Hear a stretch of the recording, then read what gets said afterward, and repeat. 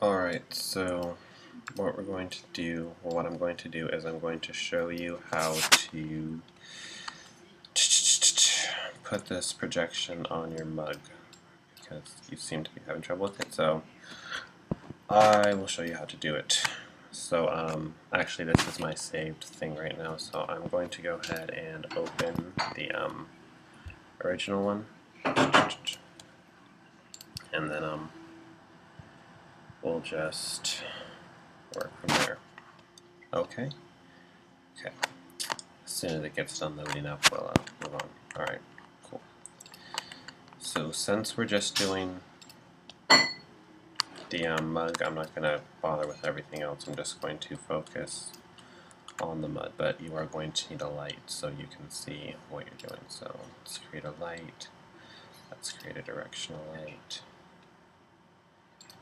Boom, boom, boom.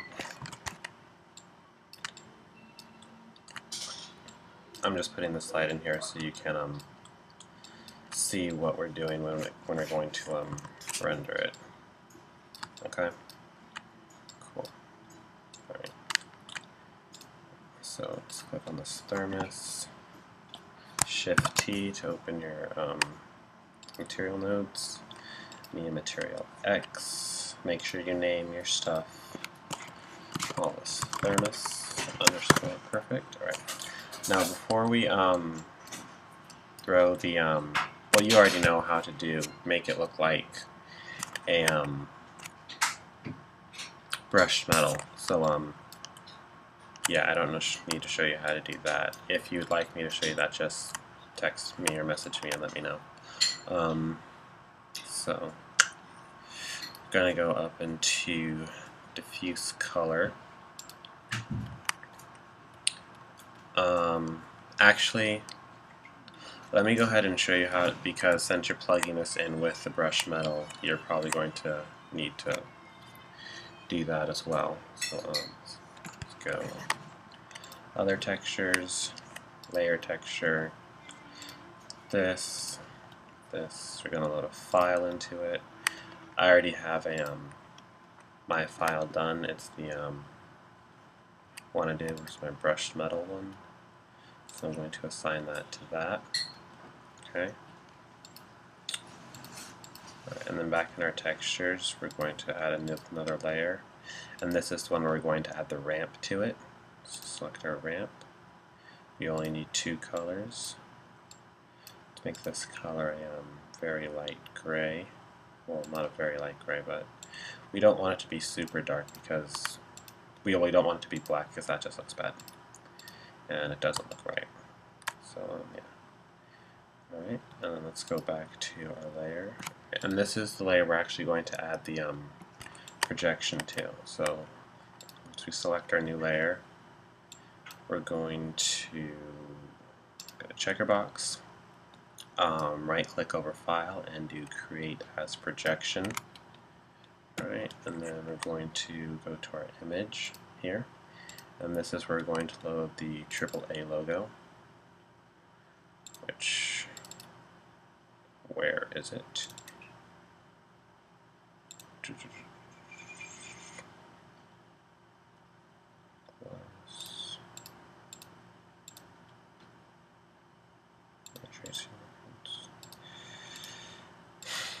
Where is the AAA logo?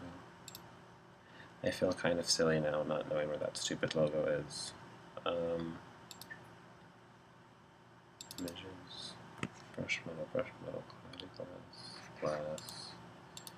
No, that's the actual. Oh, that's my render. Ray tracing. 1 second.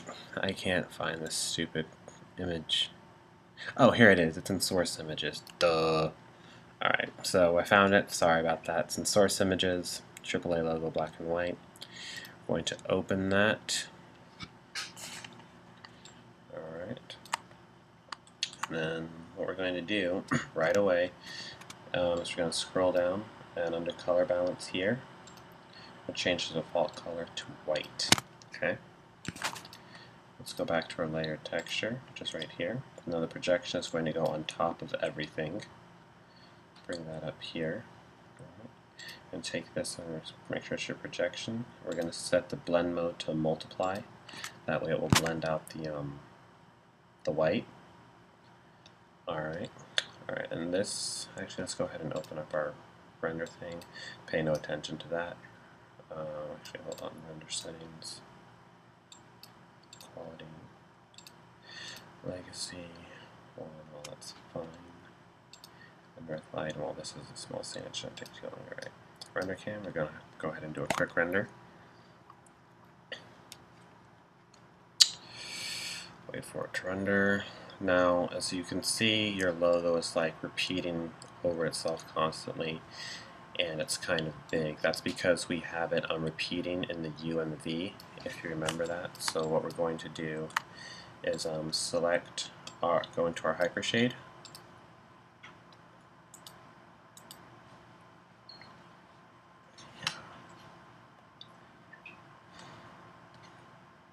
Oh, there's my hypershade. Sorry, my hypershade's off screen. Right, so in our hypershade, our thermos, graph the network. Alright, now we're going to select our ramp, no sorry, not the ramp, the place 2D texture for the file, one that has our AAA logo. And we're going to uncheck wrap in U and in V. Alright, re-render. As you can tell, I'm not a professional in this, even I have issues, and it's still wrapping in U and V. Oh, sorry, that was for the wrong file. This is select, make sure you see, told you I'm not a professional. For the AAA logo right here, select your place 2D texture, and that's where you uncheck wrap U and V. Now we can re-render, and it's not going to be repeating all over our thermos. Alright, and you can't see it now, and you're wondering why. That is because when you put it into the scene, it wasn't positioned correctly. The only reason why you can see it now is because we had it wrapping in both U and V. So let's select your place 3D texture for your projection, because that's what your AAA logo is plugged into, right here. Select that, and in your viewport you should see it right there. What we're going to do is we're just going to move it into position. About right there should be good. Right. Let's see how that looks. Go ahead and render. I know my voice sounds terrible over the camera. It's not my fault. Blame the cameras. Alright, and as it looks a bit off, so I'll just go ahead and adjust it some until it looks about right. And there's no reason for you to constantly re-render this entire scene. We can just do a render selection. I think it's a little too big, so we're just going to go ahead and scale it down some, a little bit more, and move it over just a tad bit. Render selection. Yeah, it's still too big. Make it smaller even. Render selection. Make it a tad bit smaller. I want to move it back to the left just a little bit. And boom, there you have it, our brushed metal with the texture. This is what your graph network should look like. Remember your layer texture, you're going to have 3 layers in there. You're going to create your first layer for your brushed metal file, the one that you did in Photoshop. Your second one's going to be the ramp that you plug in, where the top part's going to be light gray and the bottom part's going to be completely white. And then your third one, which is going to be on top, is going to be the actual AAA logo. Make sure you set that to multiply and then drag it over. Now if you're finding that some of your stuff is still too dark, let's say you think your ramp is too dark or anything like that, color balance, you can change the default color to white. That will lighten everything. It should lighten or darken, but depending on what you need it to do. I think it looks fine right now, so there's no need for you to change anything. So yeah, following those steps should get you completely set up for your thermos. Also, one other thing, I didn't do this, but to make it look more like the brushed metal, you watched Tony's podcast, so you already know how to do this, but I'm just going to show you just in case. Your anisotropy, whatever thing, make that the 0.01, rotate it 0.25, make it like that, and then make sure you adjust your glossiness. So that way it wraps around. And then don't forget to adjust your glossy samples as well. About 64 should be fine. And I'm going to go ahead and re-render.